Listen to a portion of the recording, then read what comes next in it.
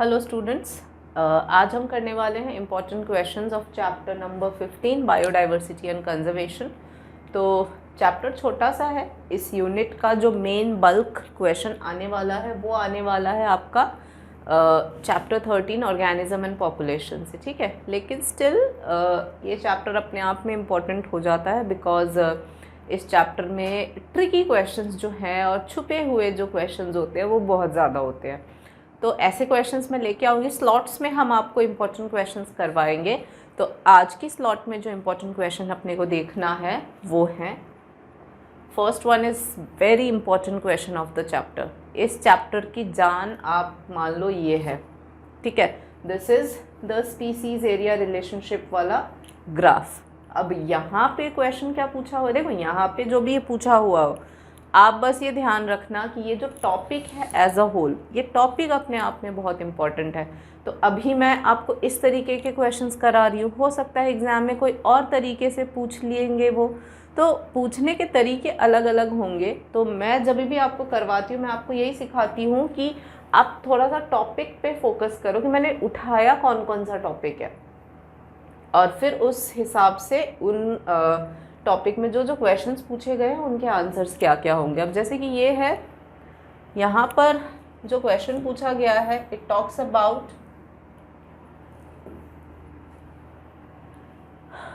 यहाँ देखो आप, it talks about, first of all आपको कहा जा रहा है कि the following graph is of species area relationship, answer the question as directed, ठीक है। तो आप ये ग्राफ देखो, यहाँ ये स्पीसीज रिचनेस है which is plotted against the area, और उसमें जो भी ये बने हुए हैं। अब आपको आंसर क्या करना है, name the naturalist who studied the kind of relationship shown in the graph, right the observations made by him. तो अलेक्जेंडर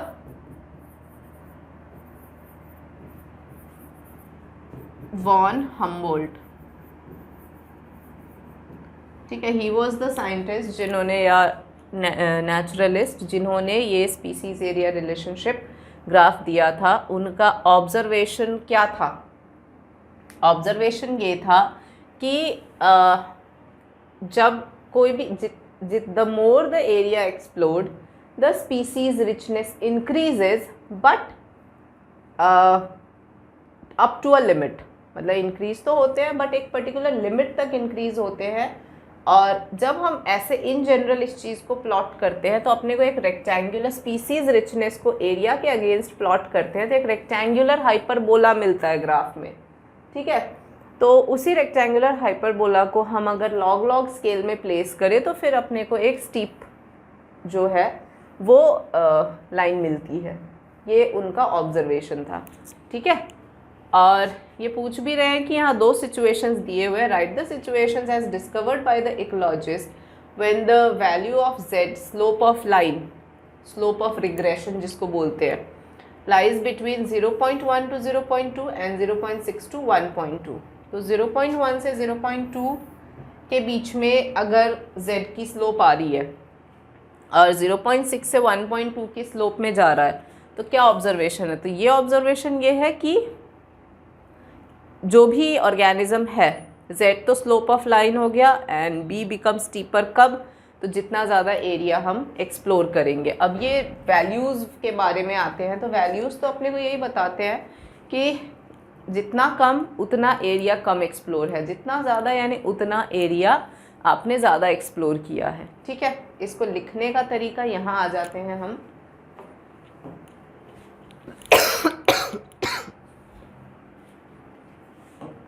ये आप देखो, the way you have to write the answer, तो ये है आपके आंसर लिखने के तरीके। तो अलेक्जेंडर वॉन हम्बोल्ट अपने नेचुरलिस्ट हो गए जैसे मैंने बताया, और ये मैंने आपको बताया कि विद इन अ रीजन अगर आप किसी स्पीसीज़ को देखते हो और फिर उसी स्पीसीज़ को और एरिया बढ़ा के ढूंढते हो तो उसकी रिचनेस तो एक तो बढ़ेगी लेकिन अप टू अ लिमिट, उसके बाद नहीं बढ़ेगी, और फिर वो इंक्रीजिंग, इसने यहीं तक बताया है। बाकी आप ये और ऐड कर सकते हो कि उसको जब प्लॉट किया जाए तो एक रेक्टेंगुलर हाइपरबोला मिलता है और फिर उसको लॉग लॉग स्केल में प्लेस करे तो स्टीप हो जाता है। तो कह रहा है ना यहाँ पे, ये जो क्वेश्चन पूछा था सेकंड का ए और बी कि इसका वैल्यू, उसका क्या मतलब है, तो आपको आंसर में यही लिखना है कि slope of regression lines are similar when unaffected distribution in area is analysed and slope of regression is steeper when we analyze the species area relationship on a very large areas like continent। तो जैसे मैंने कहा अभी आपको कि इसका मतलब है कि कम एरिया एक्सप्लोर हुआ है और कांस्टेंट, जैसे कि मान लो कोई फ्रूगीवोरस बर्ड है जो ब्रिटेन में पाया जाता है या न्यूयॉर्क में पाया जाता है और उसको वहीं वहीं ढूंढ रहे हैं तो वही आएगा, लेकिन अब उसी को अगर आप पूरे कॉन्टिनेंट में ढूंढोगे तो वो चेंज होगा वैल्यू, ऐसा। ठीक है, तो कह रहा है ना कि similar when unaffected distribution in an area analysed, एक एरिया में आप एनालाइज करते हो तब तो उतना सही आएगा, लेकिन ये स्टीपर कब होगा, जब आप एंटायर कॉन्टिनेंट को डील करते हो, तब आपको ये बहुत ज़्यादा स्टीपर मिलेगा। और z क्या है, z स्लोप ऑफ रिग्रेशन है या रिग्रेशन कोएफिशिएंट है, and species richness is more in the range, ये वाला। ठीक है, ये आपको क्वेश्चन पूछा है when would the slope of be becomes more steeper, तो स्टीप कब होगा, जब उसकी वैल्यू जो है वो हायर जाएगा। तो हायर कब जाएगा ये, तो आंसर इसका हो जाएगा कि if the species richness the slope, आप ये लाइन ऐड कर लेना, यहाँ लिखा हुआ नहीं है, ये लिख देना कि the species richness will increase या line will become more steeper if the richness range between this।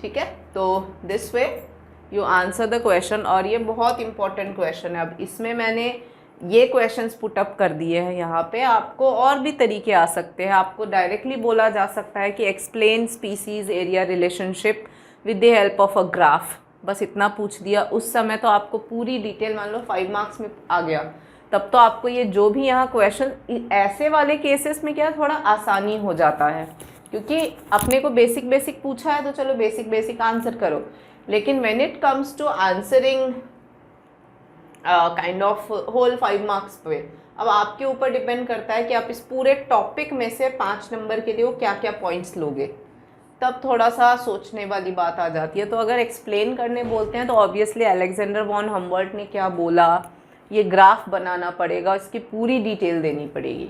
Okay, तो इस तरीके से आप ये क्वेश्चन हैंडल कर सकते हो। तो very important topic of the chapter, पहला ही मैंने ये उठाया क्योंकि ये चैप्टर की जान है बच्चों, यहाँ से कहीं ना कहीं तो कुछ ना कुछ ज़रूर आ जाएगा। ठीक है, तो इसलिए आप इसकी प्रैक्टिस बार बार करना। तो ये आपके आंसर हो गए।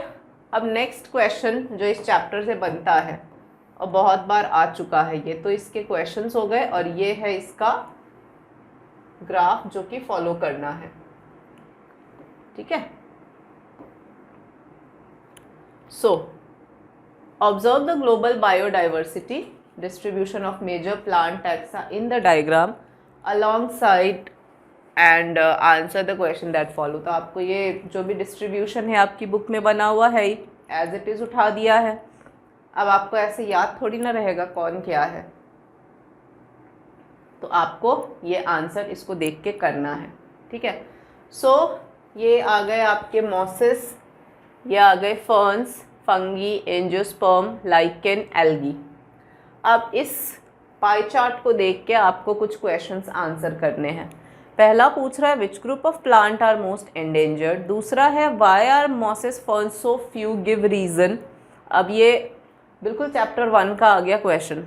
How do fungi heterotroph sustain themselves as a large population, ये सब दिमाग लगाने वाले क्वेश्चंस आ गए। And which group of plant is most advance and which is most primitive.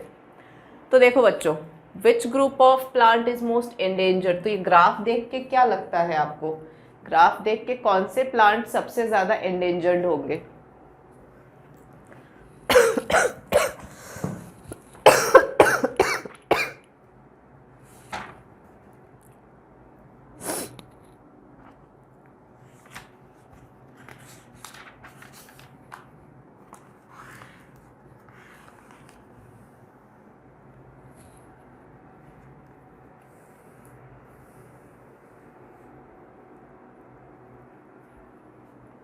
तो यहाँ देख के आप देखो कि सबसे कम रेंज में बेसिकली देखो लाइकेंस इसका आंसर होगा। लाइकेंस इसका आंसर इसलिए होगा बिकॉज लाइकेंस जो है वो सिम्बायोटिक रिलेशनशिप से बनते हैं, symbiotic association of fungi and algae. और दूसरा, पल्यूटेड एरिया में ग्रो नहीं होता, does not grow in polluted area, does not grow in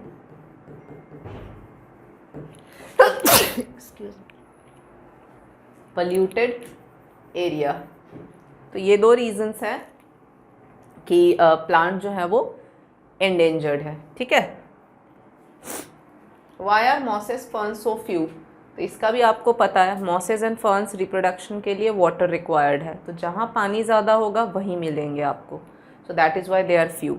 how do fungi are heterotroph sustain themselves as a large population. Fungi इतने ज़्यादा कैसे हैं, क्योंकि उनकी एक तो जो सेल वॉल होता है काइटिन से बना होता है और वो आराम से चेंजिंग एनवायरमेंटल कंडीशन को झेल जाते हैं। अडेप्टिबिलिटी थोड़ा वाइडर है, कहीं भी सस्टेन कर जाते हैं, अडेप्ट कर जाते हैं, इसीलिए they sustain any kind of environment. ये आंसर लिख सकते हो।